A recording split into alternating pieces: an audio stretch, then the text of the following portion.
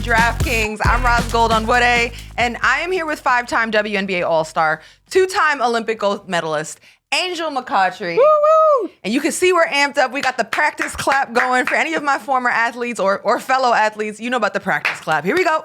Let's get it. So here is the menu. A whole bunch of head coaches and new coaching hires have happened in the WNBA. We are going to evaluate them. And then we have a new game alert. We're going to build you a New York Liberty coach because they haven't yet hired theirs at the time of taping. Don't forget to comment, like, and subscribe Tuesdays and Thursdays. Follow us. We're family. Thank you for being a part of this. All right, let's dive into this thing. Let's talk about these coaches. Ooh. So in the past couple of weeks, we've seen the Seattle Storm, the Portland Fire, the Dallas Wings, and the Toronto Tempo sign new head coaches. And that would just leave the New York Liberty as the only team with the remaining vacant head coaching position at the time of taping, has not been named. But we are going to break down all of the coaching hires that have come in. And let's start with the Dallas Wings. The new head coach is Jose Fernandez out of South Florida. He was there 25 seasons. He helped build USF into a consistent postseason threat.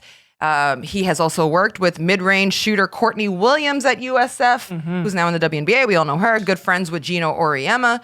So first, Angel, let's just start with like the number one draft pick that we have in the building here at Good Follow Show. You've lived that life as a former number one pick.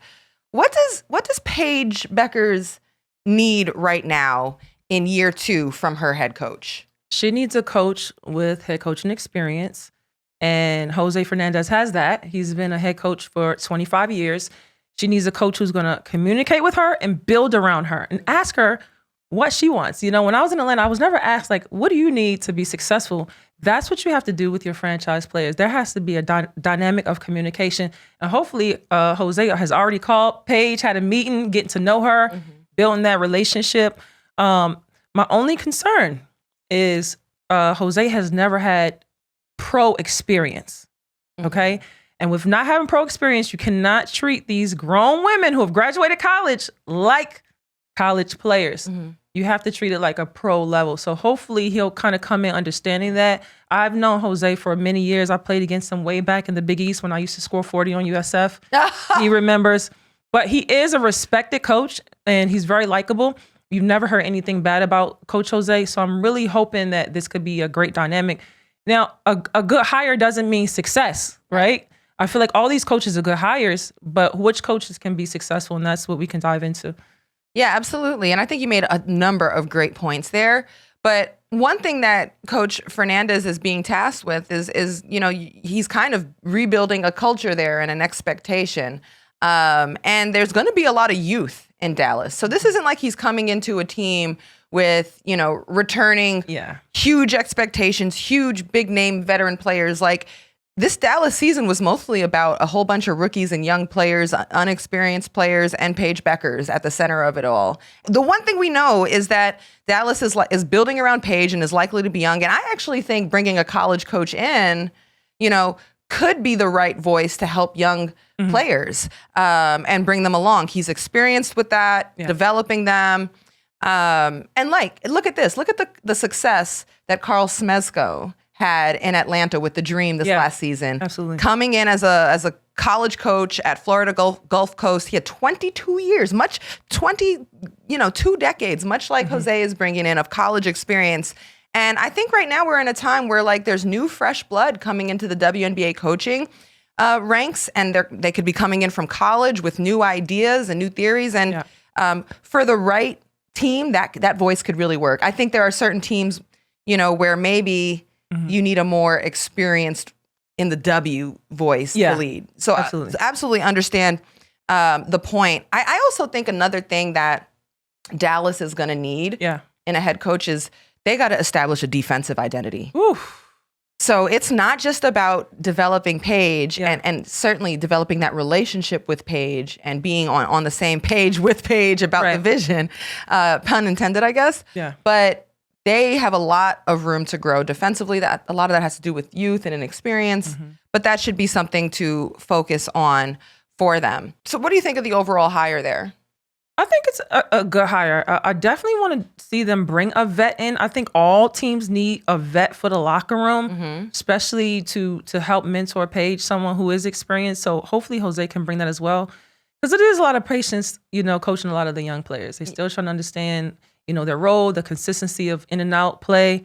It's tough, but having like a defensive leader and a vet can really help the Dallas Wings and Paige. Yeah, and it can also help the coach communicate with the locker room. And that was one of the things that there seemed to be last season in Dallas with Koklanis, who, that coach was very respected, but there seemed to be a disconnect with the locker room.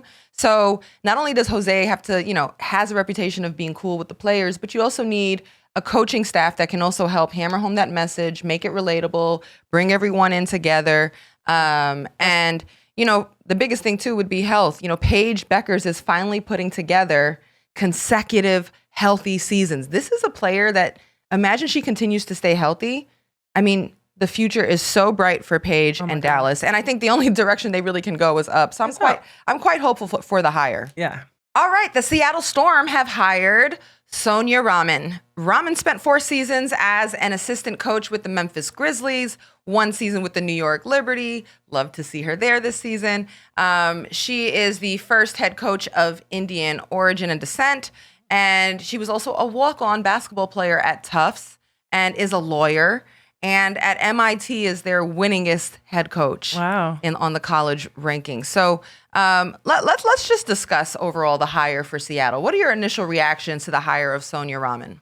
Sonia Raman, I'm just getting to know about her as we've done our research. I love the hire. I love the diversity, and expect more Indian fans at WNBA games. Yeah, because that's what happens when you make it diverse. I'm really excited to see what she does in Seattle with those components. This is a different look, and I think a lot of these teams are looking for like innovative, different types of looks. And I mean, even beyond the fact that there's just historical significance of her being an Indian head coach of Indian descent and Indian American, I'm talking about what's up here and everything that she's experienced and the resume. She's smart. This is somebody who has a reputation for X's and O's, analytics, player development. I mean, even beyond basketball stuff, I mean, there's someone that in the real world understands there's an emotional IQ and intellectual IQ that comes with being a lawyer or being a Tufts graduate. Yeah. Or there's also a passion and a heart aspect of being a walk-on onto Tufts. And she's had, difficulties in her life and has overcome them. And then at MIT to have collegiate sex, she's worked her way up the ranks. And the NBA experience she has, think about coaches that have had NBA experience and have done well in the WNBA now. Becky Hammon, Natalie Nakase. So, and the players like her. Ja Morant took to Twitter from the Memphis Grizzlies to show her some love. He was on Twitter. That's huge. Yeah. Liberty players went all over social media to congratulate her. She has a lot of respect. But, I want to come back to the first point you made about just the representation aspect too.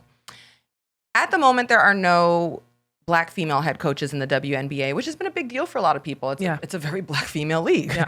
And but there has been representation in other ways. Natalie Nakase, Asian American head coach. Now you've got Sonia Raman, who is, an Indian American, Indian descent head coach, first ever in the WNBA as well. That's so important. Like, what does that mean for you? It means a lot. I mean, the more diversity, the better. I remember when I played in Atlanta, we had a lot of Brazilians on our team. So we had such a big Brazilian fan base. Even today, if you look at my analytics on social media, I have a lot of Brazilian fans just from playing with Brazilian players.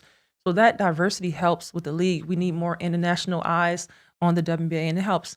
I think she's going to need like a good former hooper with like elite level experience. Could even be a you, but like, I know you're still playing, but someone who has lived that life, who understands. I mean, not that she doesn't understand, but just that extra voice on the bench. And also, I feel like, for Seattle, it's going to be important to reset culture and expectations. This is a legacied franchise in the Seattle Storm. Championships after championships. This is what they're used to. Yeah. And lately, they haven't been that. And actually, culturally, there have been public issues for players wanting out, whether it was Alicia Clark, Jewel Lloyd. So I have no idea who they're going to be building around, again, because of this big free agency coming up. but you do know that they need a culture and expectation reset for a very legacied franchise in the Seattle Storm. So kudos, good luck to Coach Raman. We like it. We like it. Very well said, Ros. We are going to Canada. We're going to Canada. The Tempo have hired Sandy Brondello. She's obviously got championship experience with the New York Liberty and, of course, has also won with the Phoenix Mercury. But for the Liberty, she was their winningest coach of all time. She led them to championship in 2024, back-to-back finals appearances in 23 and 24, but a first-round exit this past season in 2025. It was an injury-riddled season. So it was a surprising firing from the Liberty. She was quickly snatched up by Toronto. So what can Sandy's in an interesting position because she's going to a team that's never existed before, right? And starting from scratch. So what do you make about what she's got to bring there?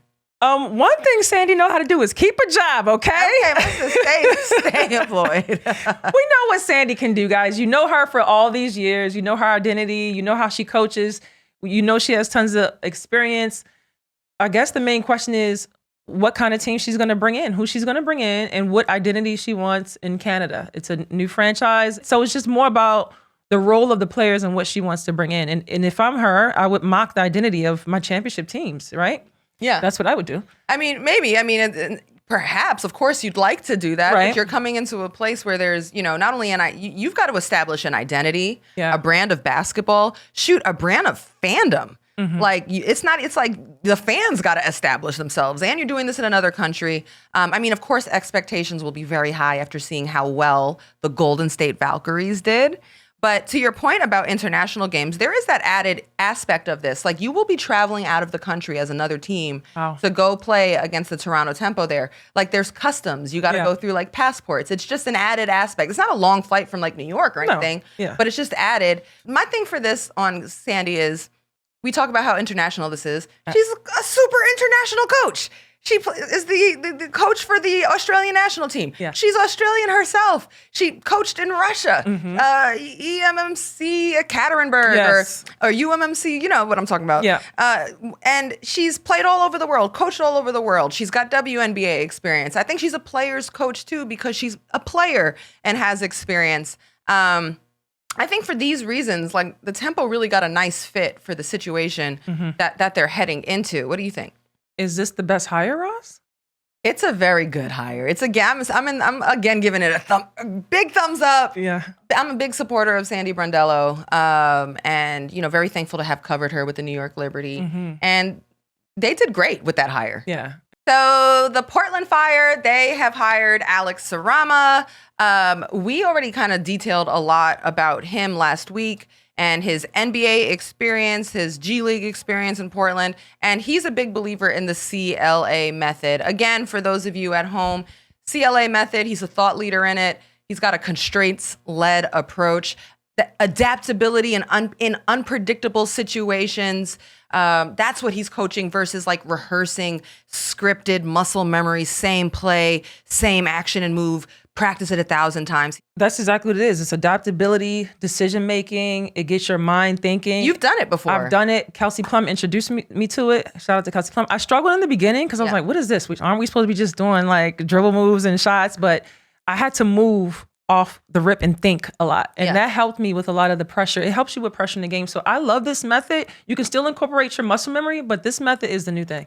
Basically, Portland said, we want to go and invest in innovation.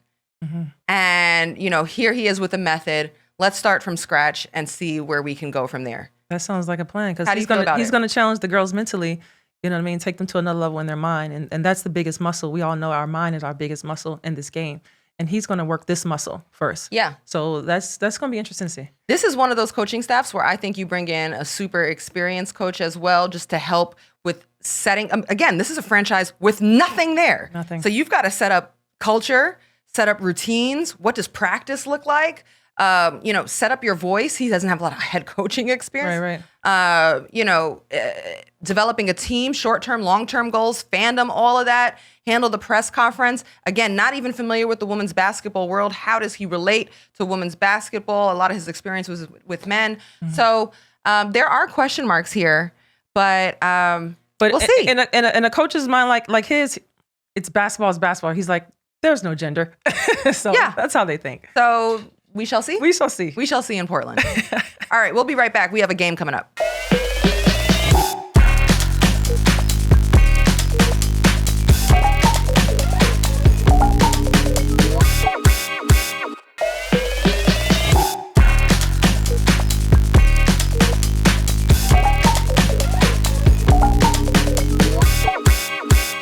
Welcome back to Good Follow. Today's episode is presented by DraftKings. Breast Cancer Awareness Month is here, and since 2019, DraftKings S.E.R.V.E.S has partnered with the Larry Fitzgerald Foundation on the Pinkham campaign to raise funds and awareness for breast cancer research.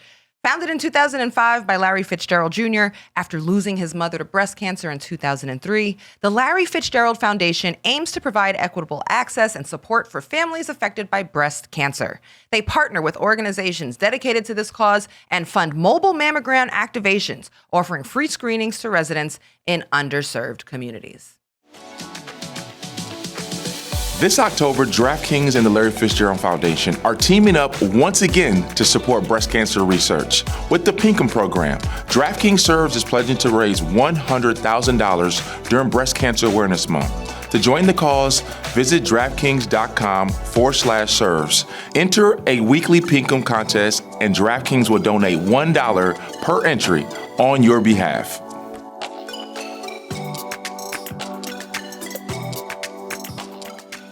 At the time of this taping, New York Liberty, they still don't have a head coach. Here's what we kind of know, allegedly. Who knows? Whatever. We've been told that Stewie, Sabrina, and Jonquel will be staying. That's who they're building around. Okay, that's what we've been told. Although we know free agency is a beast and it's coming up.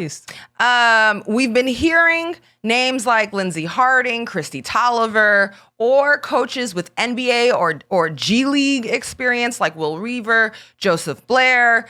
These are names we're hearing. But just before we even play the game, like, what are the types of things that this New York Liberty team is going to need in their coach? Like, oh, man, it's just so tough with New York because they've reached the mountaintop. And when you reach the mountaintop, it's just like the pressure of a new coach to come in. This has to be somebody that's very secure with themselves, that know what they're doing, like literally at the top of the plateau. I mean, it's New York Liberty. The goal is to win now. And it's not necessarily, I mean, we were told in, the postseason press conference from Jonathan Kolb, like it's not super always about like championship. It's also about like how they got there. Mm-hmm. So remember, Liberty, they're looking for an innovative kind of coach, maybe strategically has a unique way of seeing the game. Remember, this is a Liberty team last season, had a ton of talent, but came out flat a lot. So you're looking for a coach that has the ear of the locker room, has a way of just bringing urgency to them, has them coming out strong and playing to their potential. This is going to have to be a coach that can talk to veteran stars too, and knows how to deal with veteran stars. So that's one of the things that I'm a little concerned with some of these names who have never been head coaches. Like some of the player coaches are people that they played against, like in this locker room. Is that going to be tough to come in with no experience and talk to Stewie, Jonquel, and Sabrina? I don't think so. I think, people are grown and they learn respect. We're grown-ups. We respect each other. We're taught, like, if you have something you got to say, you say it in a respectful way to get a common solution. But that's for the coach to demand going in, especially with superstars and knowing what you want out of your team and what you want your identity to be. But this coach is going to have their game ready, man. The bar is high. I think the bar is high for executive staff for the Liberty, too, because you let go of Sandy Brondello. Now you got to bring somebody in that's at least as good. I'm going to tell you this. If they're not as good as Sandy, they're going to be talking about you. Yeah. All right. Let's play the game. All right. We have a $10 budget. We are GMs. We have to build a New York Liberty head coach. Ooh. And it's not a big budget, Angel, so we've got to make decisions. At the $5 level of build a New York Liberty coach, the characteristics are basketball IQ, communication skills, championship experience. So that coach is either smart, they can really talk well to the players, those veteran star players. They're gonna have to know how to talk to them right. Yeah. Championship experience. They come in with a pedigree. Let's go to that $3 level. We've been talking about this a lot. A coach with experience in women's basketball, a former WNBA player. Okay, Ooh. And we've heard those types of names. Head coaching experience, does that matter for this Liberty team? And then at that dollar level, small but important things, maybe a large social media following. Mm-hmm. Are they quotable? Are they press savvy? Can they handle that New York media? Are they going to blunder things? And then finally, for $1, fashion. Do their fits go crazy? They got to walk through the tunnel too, Angel. So what you picking with $10? This is so tough. I'm going to throw away the fits because it's New York. Come as you are, New Yorkers, they come as they are. With this New York team, I'm already spending $5 on championship experience. That's what they want. New Yorkers ready to win. They never get tired of winning. New Yorkers want more and more and more. You're a New Yorker. Yeah. Don't y'all want? I'm from Queens, yeah. Don't y'all want more? Yeah, always. Let's go. The Big Apple, I'm already at $8. $3, I'm going with WNBA player coaching experience. That adds to that championship experience, communication skills with my 5-3, I'm at 8.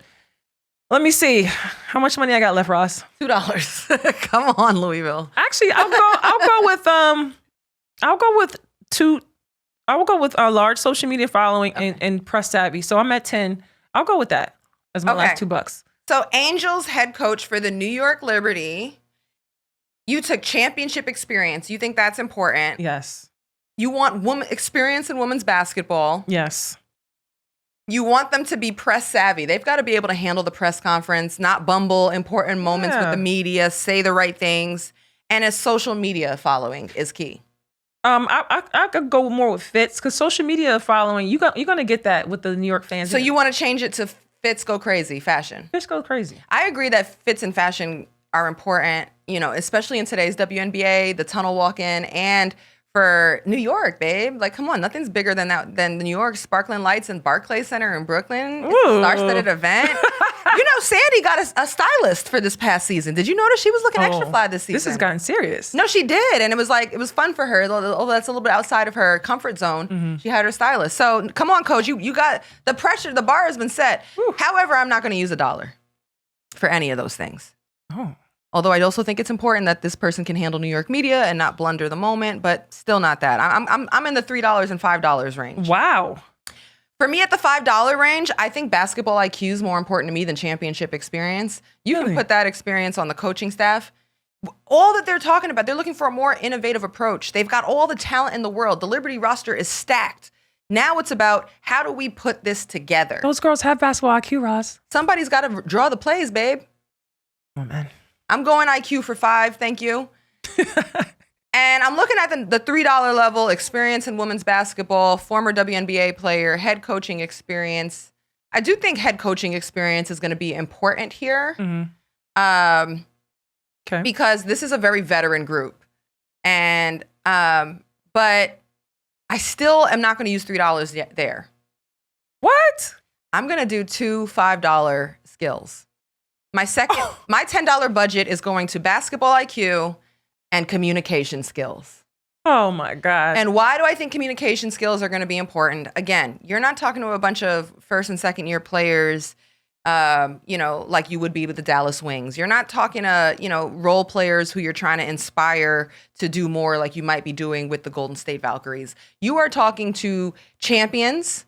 You are talking to future Hall of Famers, veteran, elite players. You are trying to, 1, win their confidence, 2, win their trust, 3, they've played last season with a lot of lack of urgency. You've got to make sure you have a way of making sure they're ready to play at the time of the game start from the first quarter on. I think this coach has to have a way of commanding their energy and interest. And that doesn't mean they have to be loud or boisterous. They can be super, just to bring up Chrissy Tolliver, she's more, chill as a person, but you can still be very intense and motivating with that. So whatever your linguistic style is, you've just got to have the ear of the locker room. You want that over championship experience with these women who... I only have $10. I don't mind if you don't got championship experience. You know where you're going to get your championship experience? On a team like New York? In the 2026 season when you run it back and win one with the New York Liberty. 2 and 3 years. Come on. Go get 2 and 3 seasons. Those girls, they know what to do. You don't have to keep calling and talking to the... Come on, Ross. Listen, guess what? We are not only out of money, we are out of time. Oh, man. We are out of time. All right, y'all, let us know in the comments what you would have picked for your build a New York Liberty coach. I also would, if I had an extra $1, I would have probably put in some fashion fits because I think that's important in New York. Fact. But thank you for watching. We're here every Tuesday and Thursday. Subscribe, engage, all the things. Thanks for watching Good Follow Show. We out.